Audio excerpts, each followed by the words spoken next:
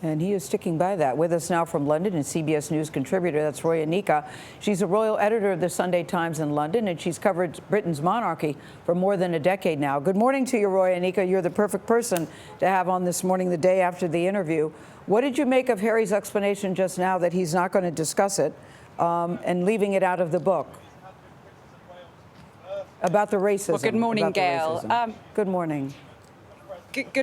Good morning. I have to say, I'm very perplexed by this U-turn and this explanation here, because for the best part of 2 years, that narrative has been allowed to run. And I just have to say, I know the default reaction here has been to blame the British press for almost everything, but we all remember the reality that when those comments were made in that Oprah interview, media and commentators around the world interpreted it as there was some sort of issue of racism within the royal family. And let's not forget that it's just a few weeks ago Harry and Meghan attended the Ripple of Hope Gala in New York and collected an award that was billed for their courage in standing up to structural racism within the royal family. So what Harry is saying now is very different to the narrative they've been happy to let run for the last 2 years. It's very perplexing.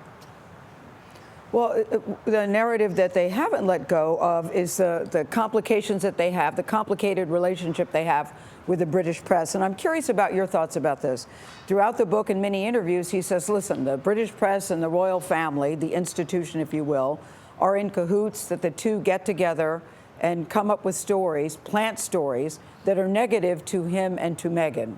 What can you say about that? Does he have a point here? I can only speak from my own experience of doing this job for 12 years. And in 12 years of being a royal correspondent and a royal editor, I have never had someone from a royal household ring me up in the office or at home to say, let me tell you this awful detail about a member of the royal family. That is not how it works in terms of how I work. It tends to be me taking stories to the households for comment and for briefing. But that was going on when Harry was inside the royal family too. I would take stories about Harry to the royal family. His people would check things with him. He would have a certain thing to say about it, and that would be relayed back to me. That is my experience. I can't speak for the tabloid media. But in terms of sort of this broad brush approach to the British press, that is not my experience of how I've done my job for 12 years. And I'm pretty experienced in this role now. Can you see how maybe they feel this way, though, Roya, based on their experience and the... Yes. Can you see how maybe this is how they feel? Because this seems to be their reality.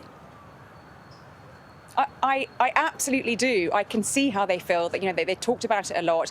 I completely understand that there are some elements of the media that Harry has a real problem with, and he feels, you know, extremely antagonized by them. I can see how he feels that they've made certain bits of his relationship with his family difficult. But I think what's tricky is, you know, there's a lot in the Anderson Cooper interview last night and in the ITV one, suggesting that it is, you know, his breakdown of the relationship with his family is almost completely at the British press's feet, and that, you know, his father and his brother have a completely distorted view of reality because of what they read in the media. I think members of the royal family can think for themselves. I do completely understand where he's coming from in terms of feeling very antagonized, and that certain bits of the press he has found very difficult to deal with. But I think, you know, you've got to take a step back and remember, and I think he's forgotten, that a lot of us travelled around the world with him and reported on all the great work that he and Meghan did for many years, and that seems to have been wiped out of the picture.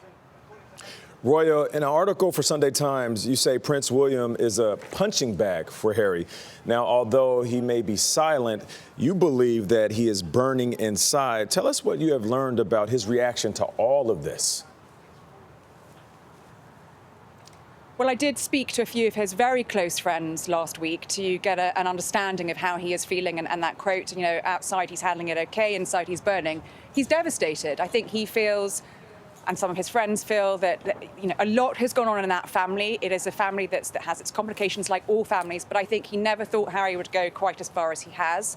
And he's in a bind because Harry knows that William is not going to come out and address every single allegation. It's not how William rolls. But he's hurting, the royal family are hurting, but so is Harry. And I thought one of the most saddest quotes from last night's interviews was Harry saying, I don't recognise my family and I don't think they recognise me. It's really sad, and there's a long way to go for reconciliation.